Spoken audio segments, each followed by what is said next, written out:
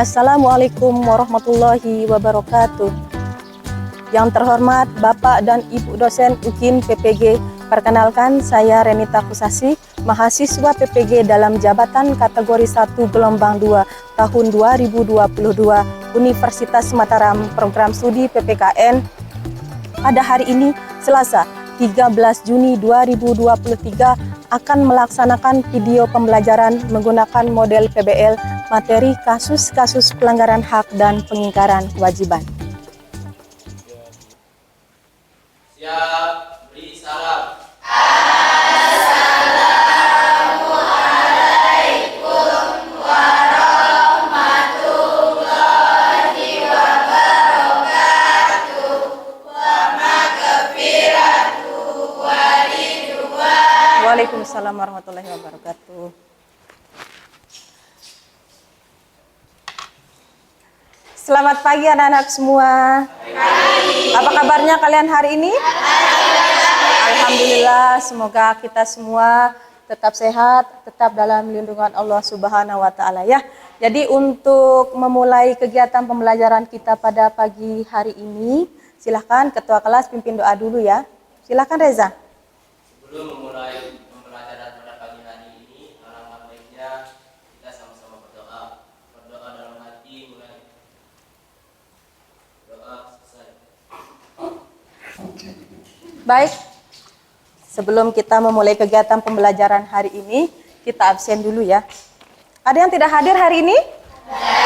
Siapa? Sarip. Sudah berapa lama Sarip tidak hadir di sekolah? Ya, jadi untuk teman kalian Muhammad Syarif Hidayatullah itu kita doakan ya, semoga dia cepat pulih kembali sehingga bisa mengikuti kegiatan pembelajaran bersama kalian. Jadi kalian yang sudah mengikuti atau yang sudah hadir di sekolah ini sudah menunjukkan tanggung jawab, kemudian kalian disiplin, kalian sudah melaksanakan kewajiban kalian sebagai seorang siswa atau sebagai seorang peserta didik. Jadi manfaat yang bisa kalian rasakan nanti kalian itu menjadi orang-orang atau menjadi individu yang lebih dihormati, kemudian disegani oleh orang lain. Jadi pesan ibu guru jadi tetap menjadi orang-orang yang bertanggung jawab. Oke ya? Supaya kalian lebih semangat lagi untuk mengikuti kegiatan pembelajaran hari ini, sekarang kita akan menyanyikan lagu Indonesia Raya ya? Siap? Siap? Oke, kita mulai. 1, 2, 3. Indonesia tanah airku, tanah kebanggaanku. Indonesia Raya, merdeka, merdeka, hiduplah Indonesia Raya. Tepuk tangan untuk kita semua dulu ya. Silahkan duduk. Oke, setelah kita nyanyi lagu Indonesia Raya, harapan ibu guru kita semua lebih semangat lagi untuk mengikuti kegiatan pembelajaran hari ini ya. Oke, sebelum kita mulai, karena tema kita hari ini adalah tentang kasus-kasus pelanggaran hak dan pengingkaran kewajiban. Sebelum kita mulai membahas itu, ada yang masih ingat nggak tentang materi kita pada pertemuan yang terdahulu? Ada yang masih ingat? Silakan Sani. Jadi hak adalah suatu hal yang harus kita dapatkan, sedangkan kewajiban adalah suatu hal yang harus kita lakukan. Hubungan antara keduanya adalah kita akan mendapatkan hak apabila kita sudah melakukan atau melaksanakan kewajiban kita. Oke, tepuk tangan dulu untuk Sani. Jadi seperti yang disampaikan tadi itu ada hak, ada konsep hak, ada konsep kewajiban, di mana kewajiban antara hak dan kewajiban itu dia punya hubungan gitu ya. Jadi kalian itu akan bisa mendapatkan hak kalian jika kalian sudah melaksanakan kewajiban. Itu menurut pendapatnya Sani. Mungkin ada lagi yang ingin menambahkan? Oh, silakan Reza. Contoh hak dan kewajiban dalam lingkungan sekolah. Yes. Dalam lingkungan sekolah, siswa berhak mendapatkan ilmu dan pembelajaran dari guru. Dan juga siswa berhak menggunakan fasilitas sekolah. Contoh kewajiban dalam lingkungan sekolah, siswa harus menaati tata tertib sekolah. Oke, jadi itu yang disampaikan sama temannya Reza itu tentang contoh hak dan kewajiban yang dicontohkan dalam lingkungan sekolah gitu. Dan saya yakin untuk masalah atau contoh-contoh hak dan kewajiban kalian baik di lingkungan keluarga itu kalian sudah paham itu semua kan. Kemudian kewajiban kalian di lingkungan sekolah dan kewajiban kalian sebagai seorang warga negara. Oke ya. Jadi itu bagus. Jadi kalian masih mengingat materi pertemuan yang terdahulu. Sekarang untuk kegiatan berikutnya adalah Materi kita sekali lagi tentang kasus-kasus pelanggaran hak dan pengingkaran kewajiban. Nah, terkait dengan materi kita hari ini, adapun tujuan pembelajaran yang ingin dicapai atau yang diharapkan dari materi ini adalah, silakan Tila dibaca untuk yang tujuan yang pertama. Melalui metode diskusi peserta didik dapat menganalisis kasus-kasus pelanggaran hak dan pengingkaran kewajiban sebagaimana diatur dalam Undang-Undang Dasar Negara Republik Indonesia tahun 1945 secara kritis. Oke, yang kedua, silakan. Yang baca? Oh, Alia. Silakan Alia.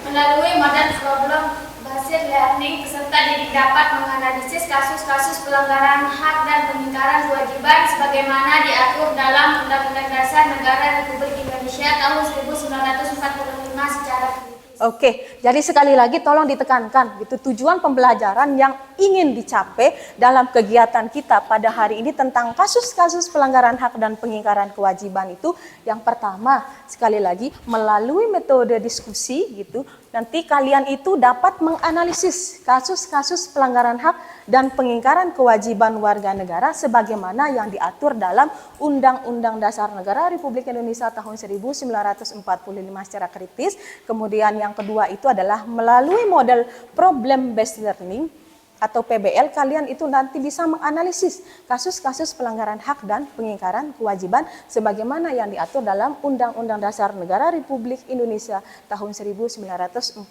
secara kritis. Tolong diingat itu ya. Ingat ya. Berikutnya. Nah, jadi itu yang tadi tujuan. Sekarang untuk kegiatan pembelajaran kita hari ini, untuk asesmen atau penilaiannya, tolong kalian betul-betul simak. Di sini ada 3 hal yang ingin Ibu Guru nilai. Jadi tolong ya, sekali lagi diingat, ada 3 hal yang ingin Ibu Guru nilai. Yang pertama itu adalah tentang pengamatan sikap.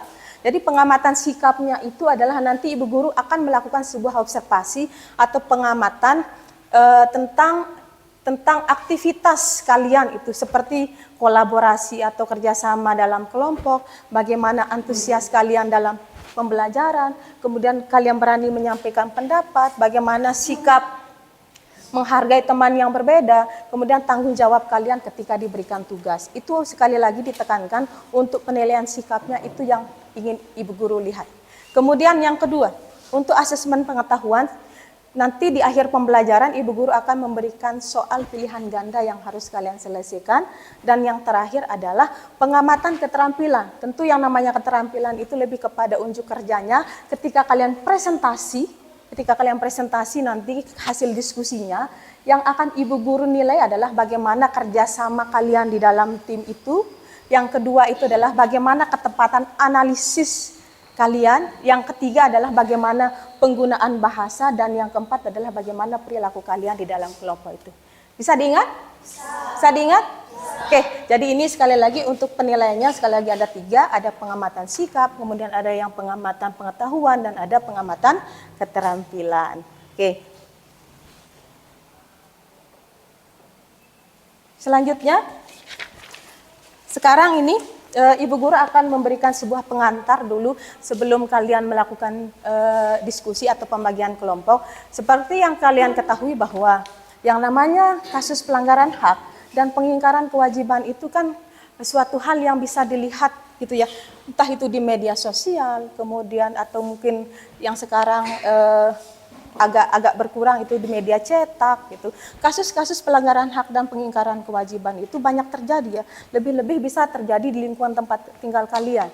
Jika itu nanti akan dibiarkan gitu, akan menyebabkan terjadinya kasus-kasus pelanggaran hak dan pengingkaran yang lebih luas lagi gitu. Makanya nanti ketika kalian misalnya menemukan orang-orang melakukan pelanggaran hak atau mungkin pengingkaran kewajiban, mungkin ada andil yang bisa kalian berikan gitu, tapi tergantung dari kondisi pada saat itu ya.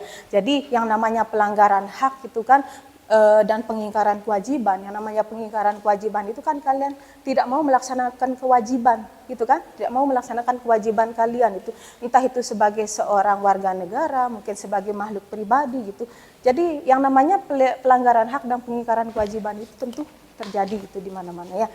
Mungkin ini sekilas tentang pengantar tentang kasus pelanggaran hak dan pengingkaran kewajiban. Mungkin ada yang bisa memberikan contoh tentang kasus-kasus pelanggaran hak dan pengingkaran kewajiban yang...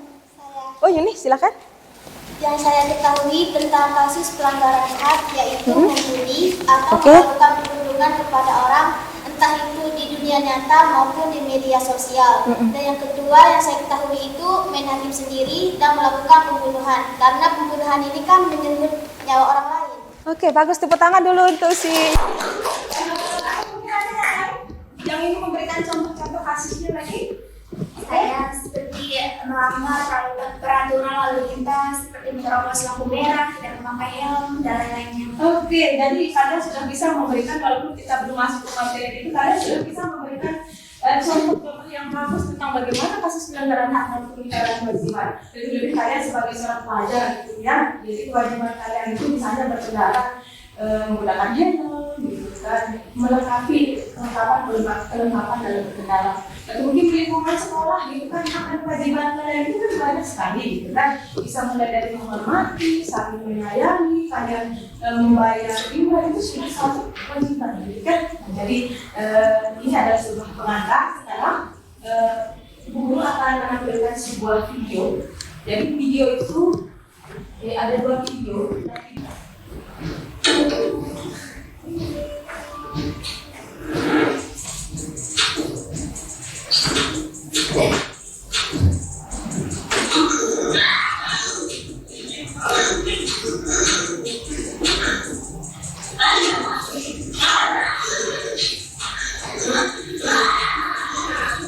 Oke, itu video yang pertama, sekali lagi diselesaikan.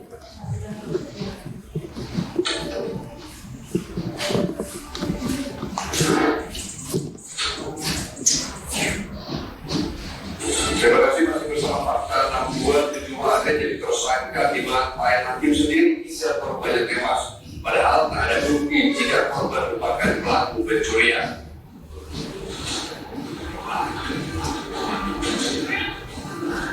Korban Emma, warga kecamatan Kebon Pedes yang tewas dikeroyok oleh beberapa warga di kecamatan Geger Bitung, Kabupaten Sukabumi, Jawa Barat pada akhir Maret lalu menemui titik terang. Setelah proses ekshumasi yang dilakukan oleh tim forensik dan temuan barang bukti, juga keterangan para saksi, 7 orang warga kecamatan Geger Bitung ditetapkan sebagai tersangka. Usai terlibat aksi pengadilan jalanan alias main hakim sendiri yang menyebabkan korban tewas.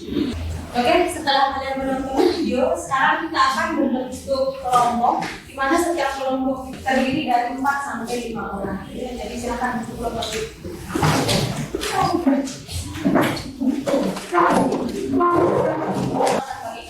Nanti untuk waktunya silakan bisa kalian selesaikan sekitar 10 atau 15 menit untuk menyelesaikan. Nanti kalau sudah selesai kalian mengerjakan dari kelompok 1 sampai kelompok 4 akan mempresentasikan hasilnya ya. Itu dulu kita PBB-nya.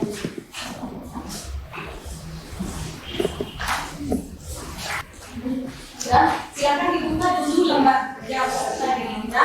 Jadi seperti materi kita hari ini tentang kasus pelanggaran hak dan pengingkaran kewajiban, di mana di lembar 3 itu kalian di sini akan menyelesaikan 4 pertanyaan.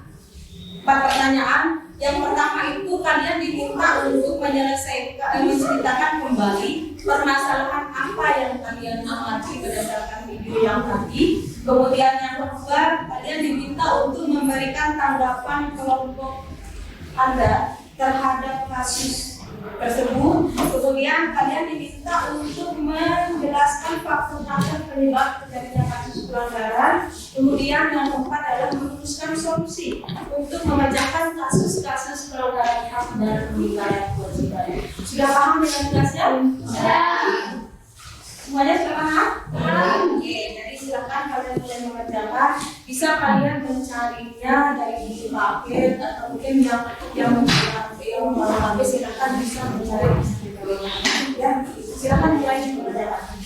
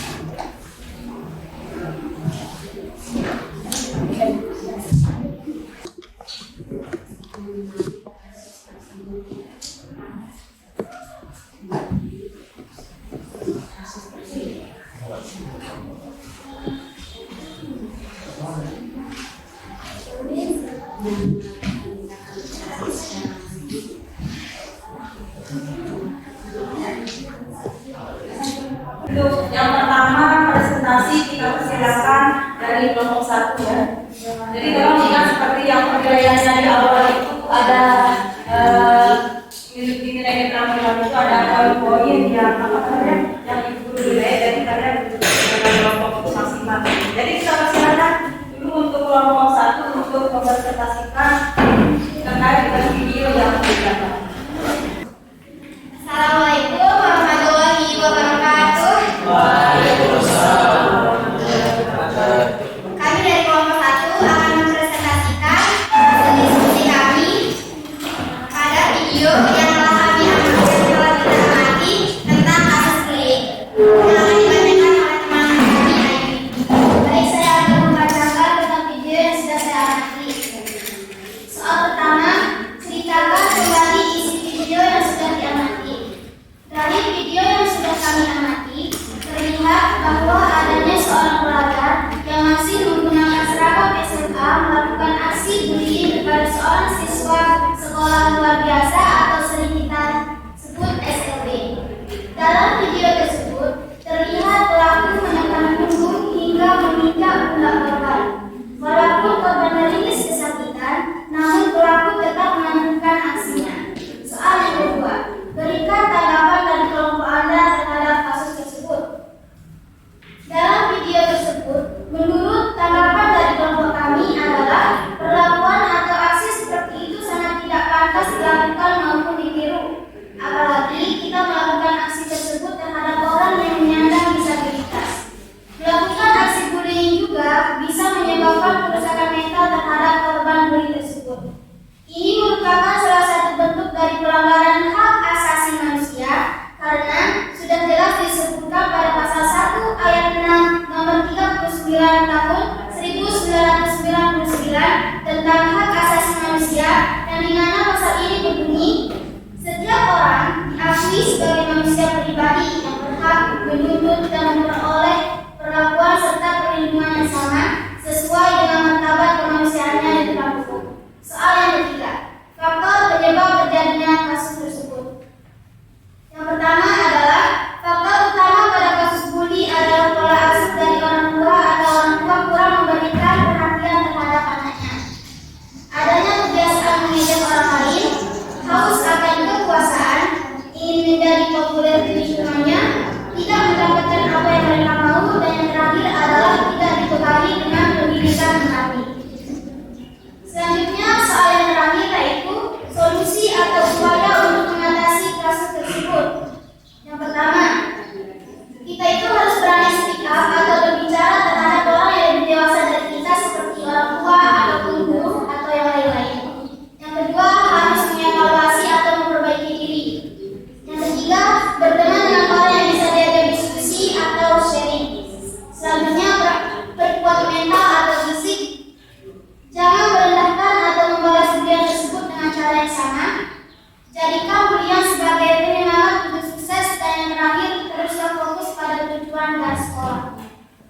Dari paparan yang telah disampaikan oleh teman kami, apakah kalian bertanya? Silakan. Apa penyebab seseorang bully?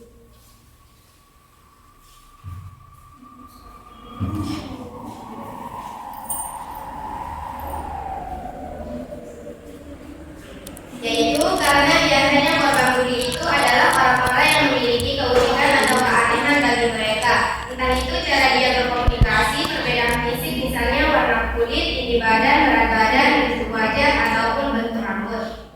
Mungkin sekian dari kami kelompok 1. Mohon maaf bila ada salah. Sekian, wassalamualaikum warahmatullahi wabarakatuh.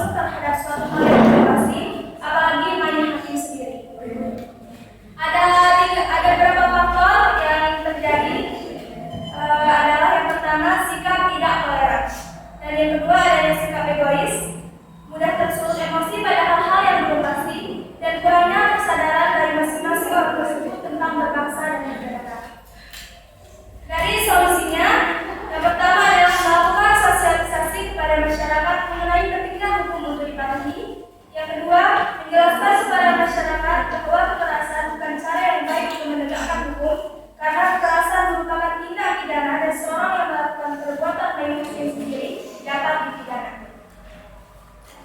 Selanjutnya adalah menunjukkan kepercayaan masyarakat terhadap aparat penegak hukum untuk menjalankan tugasnya dan fungsinya.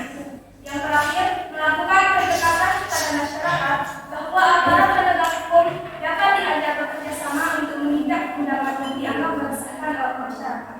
Baik, dari sini apakah ada yang bertanya? Silakan. Menurut kelompok kalian, apa penyebab dari main hakim sendiri? 1. Sikap tidak toleransi. 2. Adanya sikap egois. 3. Mudah tersebut emosi pada hal-hal yang belum pasti. 4. Kurangnya kesadaran dari masing-masing orang tersebut tentang berbangsa dan bernegara. Cuma itu pertanyaan dari semuanya? Ya. Baik, terima kasih atas segala perhatiannya. Akhirul kalam. Assalamualaikum warahmatullahi wabarakatuh.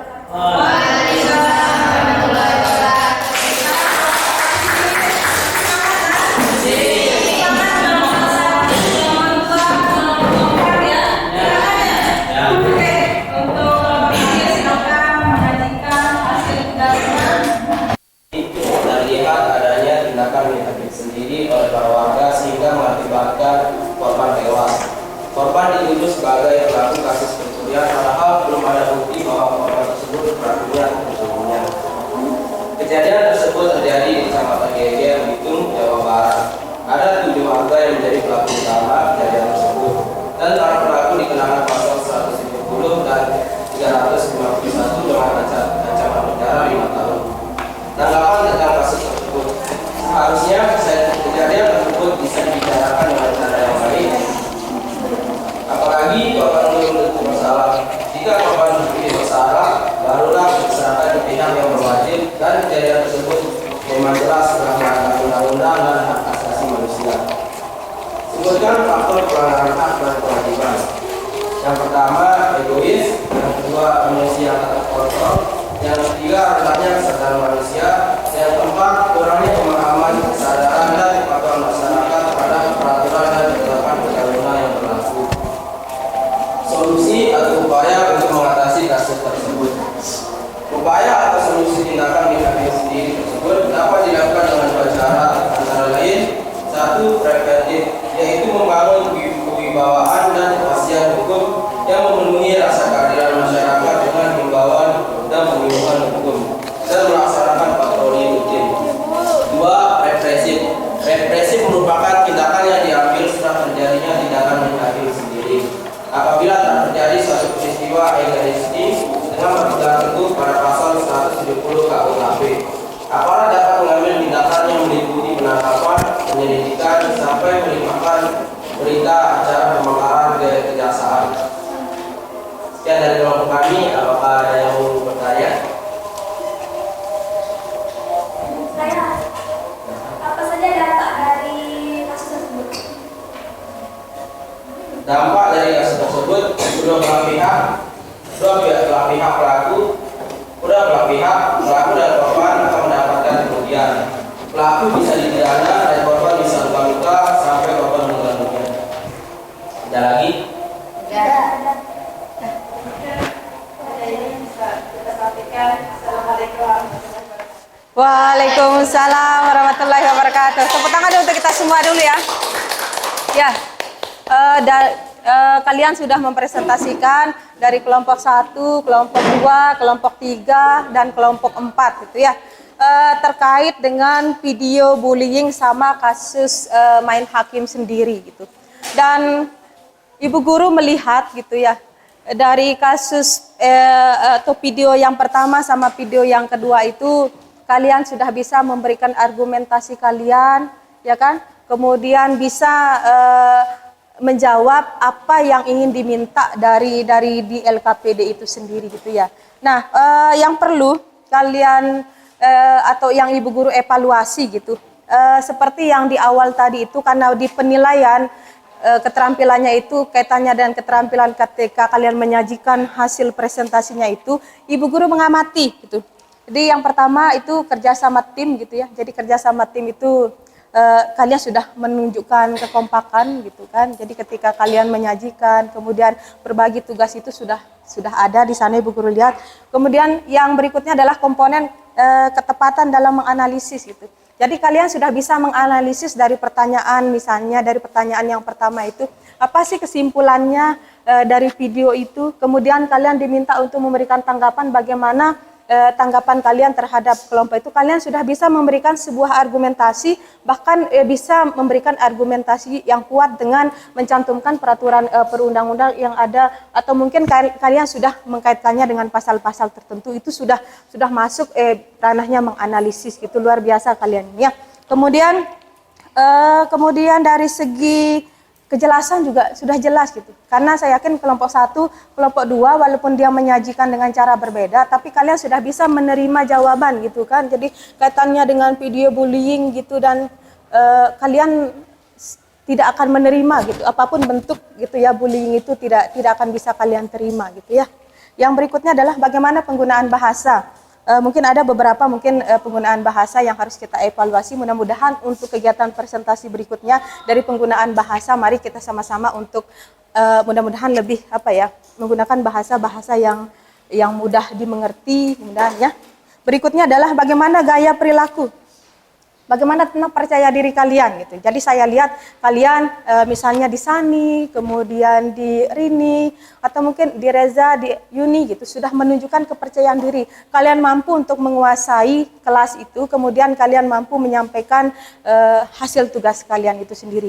Tapi pada intinya sekali lagi yang namanya kasus bullying, main hakim sendiri gitu ya, tidak dibenarkan secara negara, tidak dibenarkan secara agama. Karena kaitannya dengan materi kita hari ini adalah kasus-kasus pelanggaran hak dan pengingkaran kewajiban gitu ya. Jadi tidak boleh. Apalagi yang namanya kasus main hakim sendiri yang belum jelas itu siapa pelakunya, tapi itu seperti kasus yang kalian bahas itu kan masih salah gitu kan. Jadi apapun sekali lagi alasannya, walaupun memberikan efek jera kepada si pelaku, tapi itu bisa meresahkan gitu ya. Jadi silahkan selesaikan dengan prosedur-prosedur tertentu gitu. Jadi kesimpulannya seperti yang disampaikan sama Reza tadi, ada upaya preventif dan represifnya itu. Jadi supaya tidak terjadi kasus bullying misalnya di lingkungan sekolah, bisa sekolah itu memberikan sosialisasi gitu tentang atau penyuluhan tentang bullying gitu ya.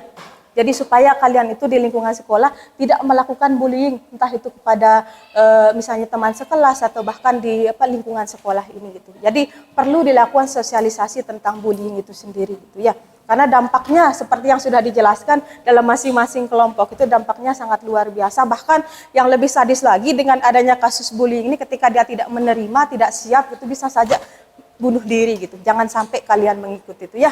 Berikutnya yang tentang main hakim sendiri juga tidak diperbolehkan sekali lagi. Di dalam negara tidak diperbolehkan. Kita adalah negara hukum. Jadi apapun dalilnya di dalam masyarakat sekali lagi memberikan efek jera gitu kan. Jadi tidak boleh. Silahkan sesuai dengan prosedur. Kemudian represif.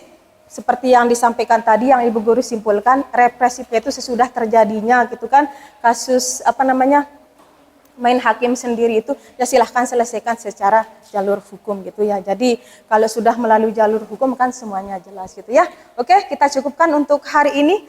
Terima kasih untuk kalian semua sudah menyajikan presentasi kalian dengan luar biasa gitu. Tadi kita sudah presentasi, sekarang kita ice breaking dulu ya.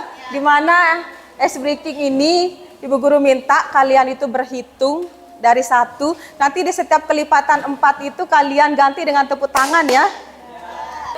Oke, kita mulai. 1, 2, 3. 1, 2, 3, 5, 6, 7, 8, 9, 10, 11, 12, 13, 14, 15. Oke ya. Jadi tepuk tangan untuk kita semua dulu ya untuk kegiatan kita pembelajaran hari ini. Oke. Sebelum kita mengakhiri kegiatan pembelajaran pada pagi hari ini, siapa yang bisa menyimpulkan? Saya, Bu. Oh, silakan. Yang dapat saya simpulkan dari pembelajaran pada hari ini adalah faktor penyebab terjadinya pelanggaran hak dan pengingkaran kewajiban. 1. Sikap toleran. 2. Sikap sikap egois. 3. Penyalahgunaan kekuasaan. 4. Kurangnya rasa kesadaran berbangsa dan bernegara. 5. Aparat hukum yang kurang tegas. Dan 6. Adanya budaya main hakim sendiri. Oke, kasih tepuk tangan dulu. Jadi seperti yang sudah disampaikan, ternyata ada beberapa faktor yang bisa menyebabkan terjadinya kasus-kasus pelanggaran hak dan pengingkaran kewajiban. 1 sudah disebutkan adanya sikap egois. Kalian tahu kan kalau sikap egois itu ingin menang sendiri, dia hanya menuntut hak sementara kewajibannya itu tidak dilaksanakan gitu kan. Kemudian rendahnya kesadaran berbangsa dan bernegara khususnya tentang hukum gitu ya. Kemudian apalagi yang disebutkan tadi? Ingin menang sendiri sudah, kemudian kesadaran berbangsa dan bernegara sudah gitu. Sikap intoleransi, tidak toleransi, tidak menghargai. Seharusnya kita sebagai seorang manusia tidak melihat status sosial, kedudukan, mau laki-laki mau perempuan, yang namanya kita menghormati hak orang lain itu harus gitu ya. Jadi sekali lagi jangan kalian hanya menuntut hak saja sementara kewajiban tidak kalian laksanakan. Karena kegiatan kita pembelajaran hari ini akan segera berakhir. Gimana rasanya untuk hari ini tentang kegiatan kita? Ya. Ada yang diingat nggak tentang kasus-kasus pelanggaran hak dan pengingkaran kewajiban? Diingat ya materinya? Ingat ya, Rini? Semangat nggak ini? Semangat, jadi harus semangat gitu. Jadi kita mengevaluasi, mudah-mudahan kekurangannya untuk kegiatan pembelajaran hari ini kita bisa merefleksi gitu apa letak kurangnya ya. Tapi sebelum kita mengakhiri kegiatan kita pada pagi hari ini, Ibu Guru sudah menyiapkan soal, silahkan dijawab langsung ya di sini gitu. Silahkan kalian jawab langsung.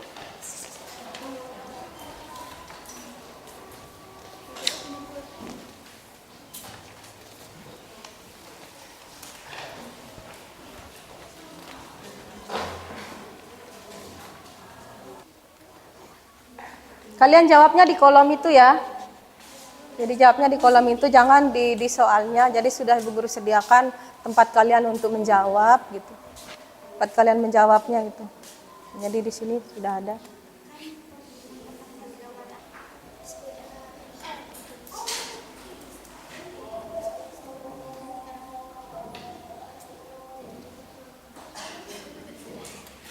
Sudah semua? Jadi silakan. Semua tugasnya baik dari LKPD-nya sama postresnya itu dikumpulkan semuanya ya. Silahkan kumpulkan dulu semuanya. Minta tolong ketua kelas untuk mengumpulkan semua tugas teman-temannya. Untuk LKPD-nya sudah semua? Oke, sebelum kita mengakhiri pembelajaran ada yang ditanyakan? Kalau memang tidak ada? Jika memang tidak ada, kita akhiri kegiatan pembelajaran kita pada pagi hari ini. Silahkan ketua kelas pimpin doa dulu ya.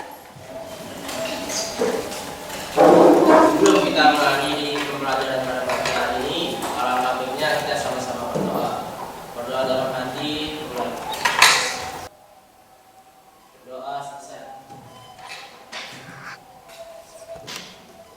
Baik, untuk mengakhiri kegiatan kita pembelajaran hari ini, mari sama-sama kita tutup dengan sama-sama membaca hamdalah. Alhamdulillahirabbil alamin. Sekian. Assalamualaikum warahmatullahi wabarakatuh.